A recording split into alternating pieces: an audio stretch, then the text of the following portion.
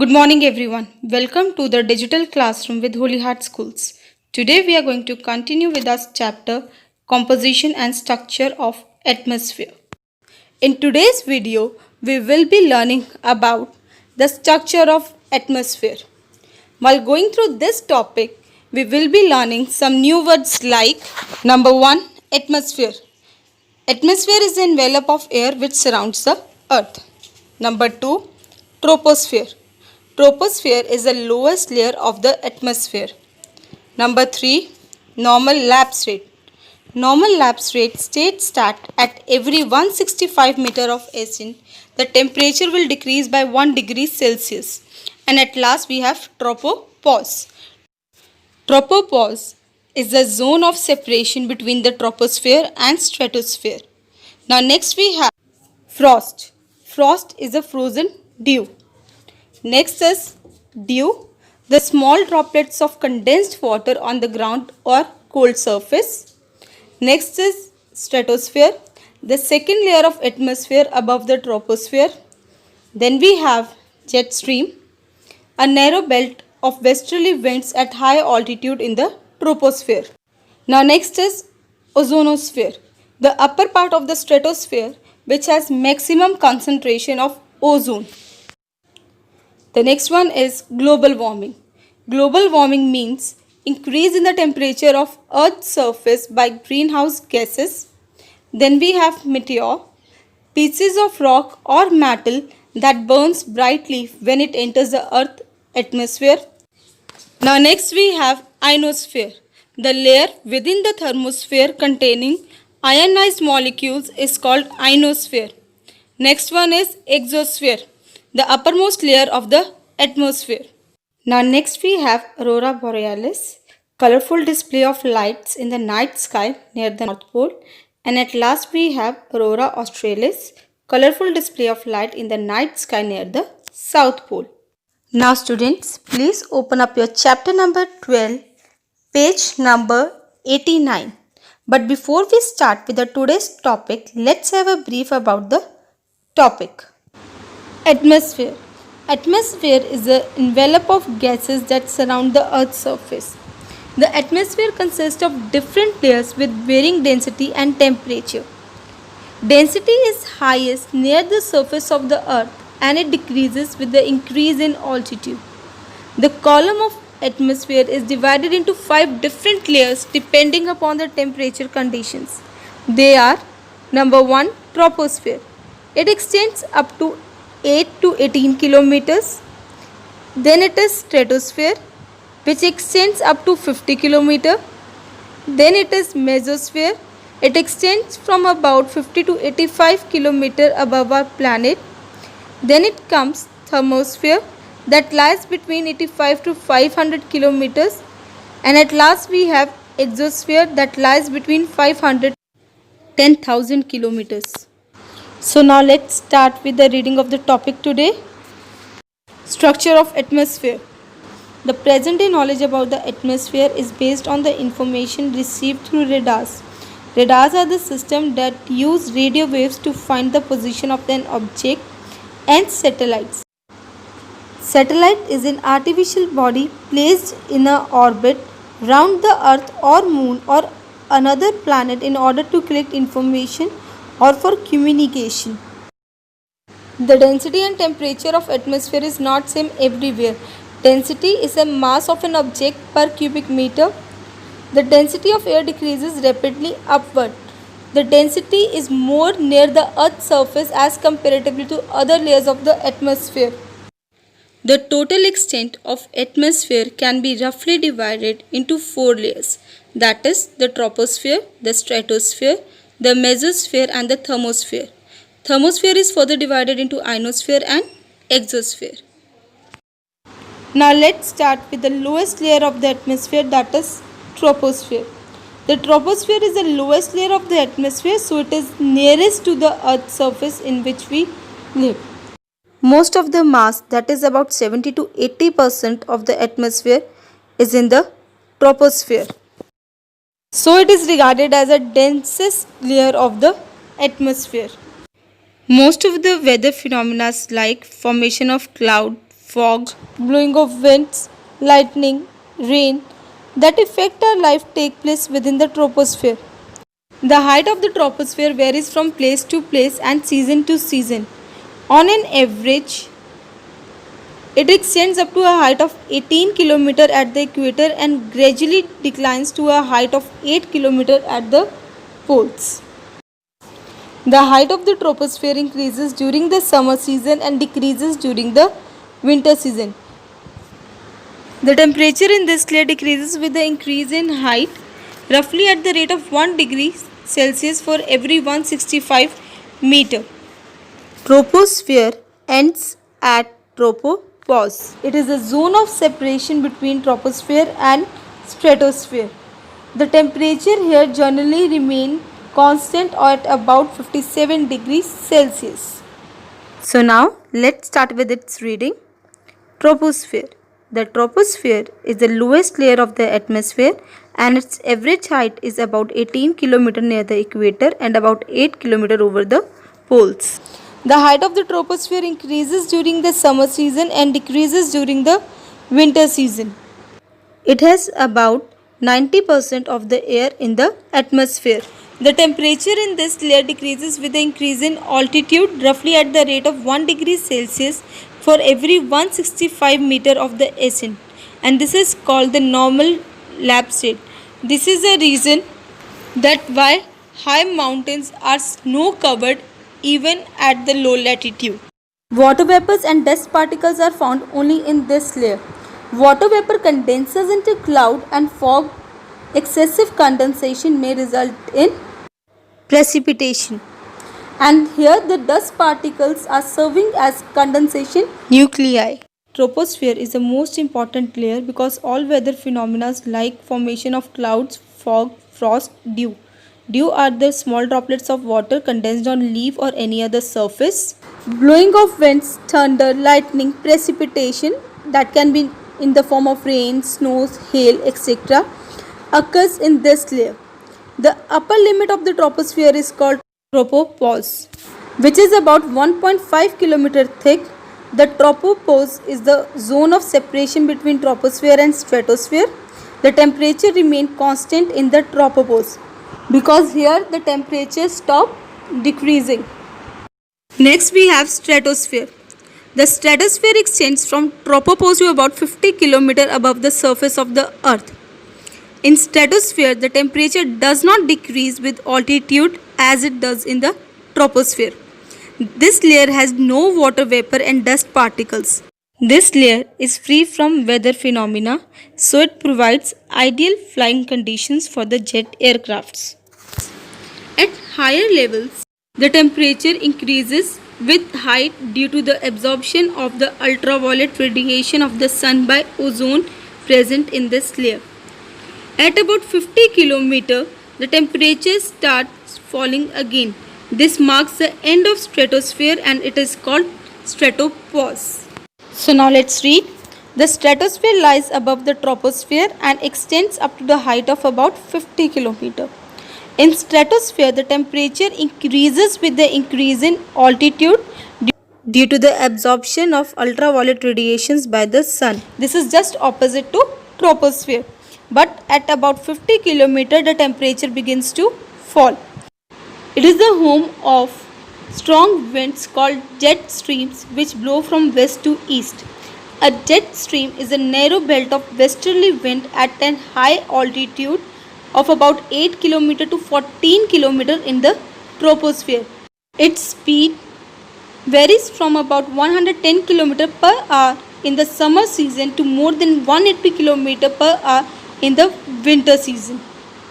There is very little mixing of air between the troposphere and stratosphere. Thus, it is free from water vapor and dust particles because most of the water vapors and dust particles are found in troposphere. The jet planes fly mostly in the lower part of the stratosphere. Stratopause is the end of stratosphere. We have ozone layer. Most of the atmospheric ozone is concentrated in the upper part of the stratosphere. It is also known as ozonosphere. Ozone is a form of oxygen with 3 atoms. It is formed when ultraviolet rays of the sun split oxygen molecules in the upper part of the stratosphere. Ozone layer absorbs the harmful ultraviolet rays of the sun, which would otherwise harm all living things on the earth. It is essential for the sustaining of life on the earth. Ozone provides a protective shield around the earth. This highly useful ozone layer in the stratosphere has been threatened by human activities. A hole is detected in the ozone layer over the continent of Antarctica.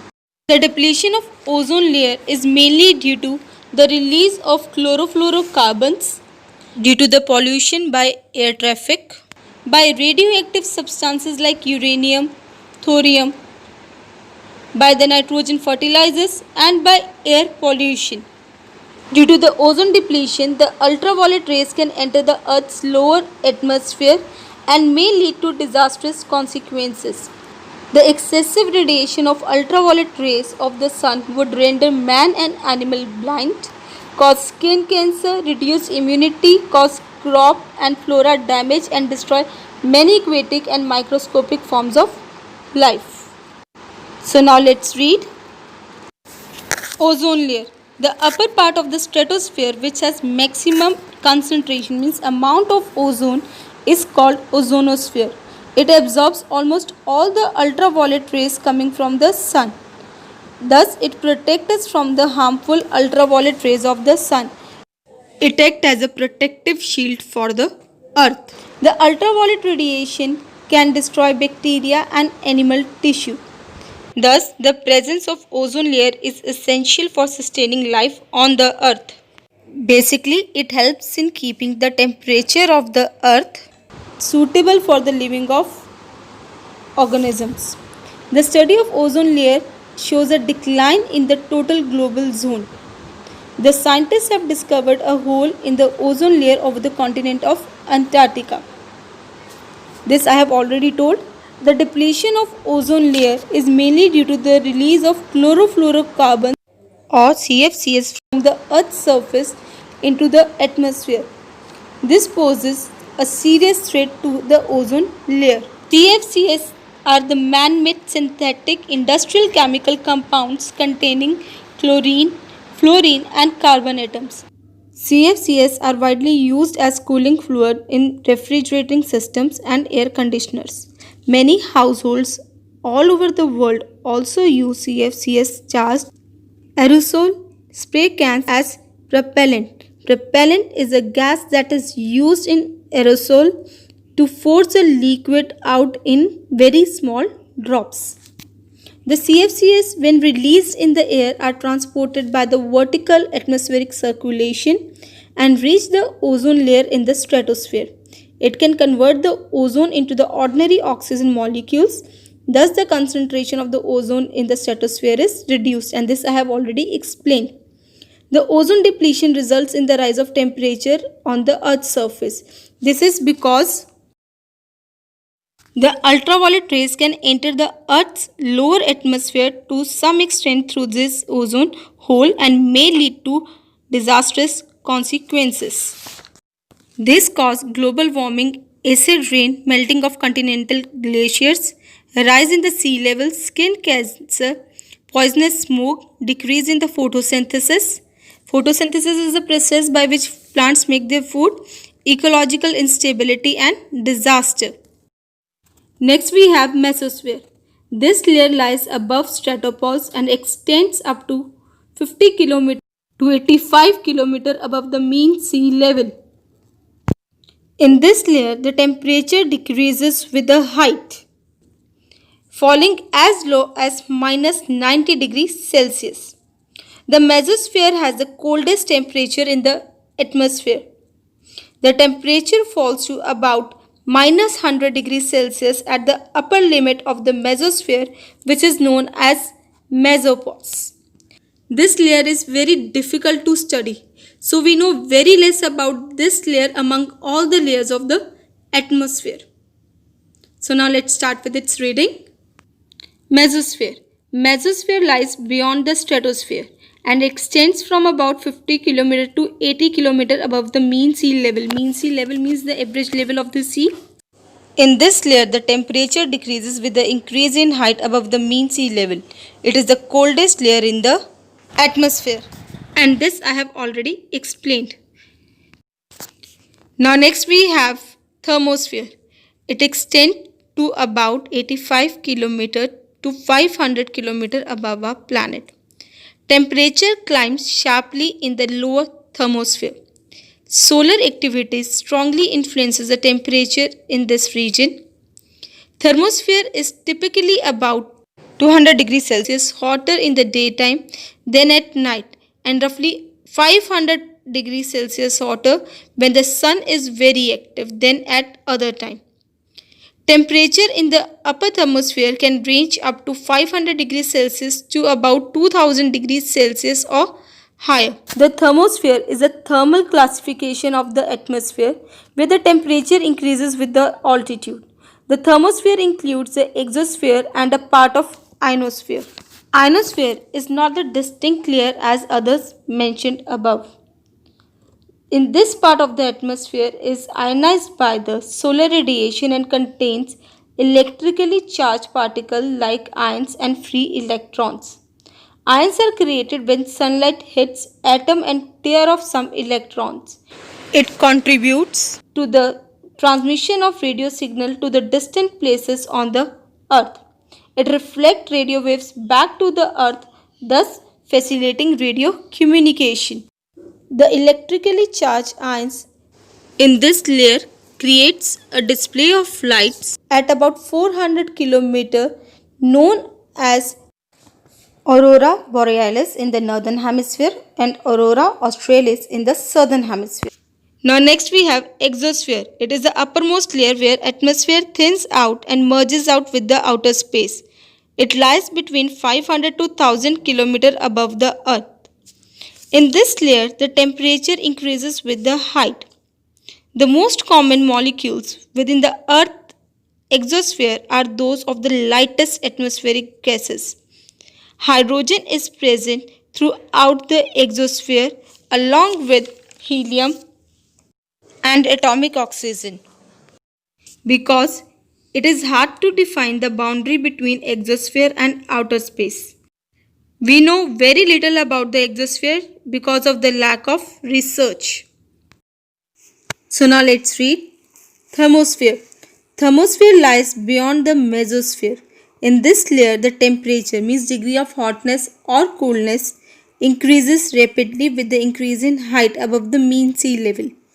It is estimated that the temperature at upper limit of the thermosphere reached up to more than 1500 degrees Celsius, and this I have already told. The air is very thin and holds little heat. One does not feel warm even at such a high temperature. Heat is generated when particles touch one another. Particles in the thermosphere are so far apart that they don't transfer much energy to one another. Hence, one does not feel warm even at such high temperature. The thermosphere protects us from meteors. Meteors are the pieces of rocks or metals that burn brightly when enters the Earth's atmosphere, and obsolete satellites means the satellites which are not longer in use. As the high temperatures can burn nearly all the debris coming towards the Earth. Debris means a scattered pieces of rubbish. Thermosphere can be divided into two parts. The lower part is the ionosphere and the upper part is the exosphere. Ionosphere. Some molecules are the group of two or more atoms in the thermosphere absorb so much ultraviolet energy that they become ionized. An ionized molecule is one that has gained or lost one or more electrons. The layer within the thermosphere contains ionized molecules called ionosphere. This layer reflects low frequency. Frequency means at rate at which something occurs. Radio waves back to the earth and thus help in long distance communication. This I have already explained. The colorful light seen in the night sky near the two poles of the earth is due to the Interaction of ionosphere with the lower atmosphere layer near the North Pole. This phenomena is known as aurora borealis or the northern lights, and near the South Pole this phenomena is called aurora australis or the southern lights. These are also known as polar lights. It is a natural light display in the Earth's sky, mostly seen in the high latitude regions, especially near the poles. These are the result of disturbance in the magnetosphere caused by the solar wind. Now next we have exosphere. Exosphere is the uppermost layer of the atmosphere. Our knowledge about this layer is extremely limited. This is because of the lack of research work. The density of air in this layer is very low and it is in a rarefied form. Rarefied means less dense. The temperature increases with the increase in height and may reach up to 4500 degrees Celsius at its outer limit. This temperature is different from the air temperature present on the Earth's surface, for it is never felt. The exosphere merges gradually into the outer space because there is no particular boundary between exosphere and the outer space. So students, with this we are ending up with the topic of the day. Please revise your topic and do the related question answers. Thank you.